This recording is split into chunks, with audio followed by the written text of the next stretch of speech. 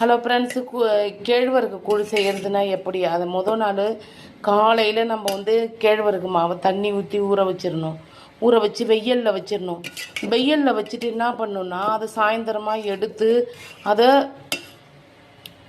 ஒரு 1/4 கிலோ மாவு ஊற வச்சோன்னா அதில் 2 லிட்டர் தண்ணி ஊற்றி நல்லா கூழாக காய்ச்சணும். வேக வைக்கணும். நல்லா வேக வச்சுட்டு என்ன செய்யணுன்னா, அதை இறக்கி வச்சிடணும். இறக்கி வச்சுட்டு பிறகு என்ன செய்யணுன்னா, மறுநாள் காலையில் எடுத்து அதை தண்ணி ஊற்றி திருப்பி அதை கரைக்கணும். கரைச்சிட்டு அது கூட மோர் இல்லைன்னா வெங்காயம், அந்த மோரை ஊற்றி வெங்காயம் இல்லைன்னா ஊறுகாய் மிளகாய் அதை வறுத்து தொட்டுக்கிட்டோன்னா ரொம்ப நல்லாயிருக்கும். இதை ஒரு 4 நாள் வச்சுக்கலாம். ஃப்ரிட்ஜில் வச்சுருந்தோன்னா அது கெட்டு போகவே போகாது. இது உடம்புக்கு நல்லது. கேழ்வரகு கூழ்.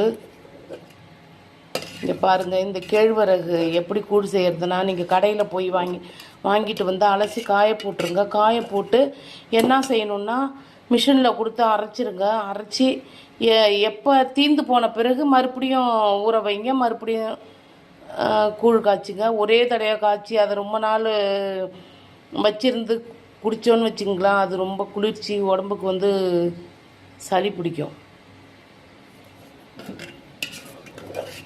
பாருங்க, நல்லா வெந்துருச்சு. இது 2வது முறை நான் செய்கிறேன். நேற்று காலையில் நான் ஊற போட்டேன். அதுக்கப்புறம் நான் அதை எடுத்து சாயந்தரமாக வேக வச்சதை இப்போ திருப்பி தண்ணி ஊற்றி கரைக்கிறேன். பாருங்கள், பாருங்கள் நல்லா வெந்துடுச்சு. இதை நான் மோர் ஊற்றி கரைச்சி இன்றைக்கி குடிக்க போகிறேன். குடிக்கும்பொழுது உங்களுக்கு வீடியோ போட்டு காட்டுறேன், பாருங்கள்.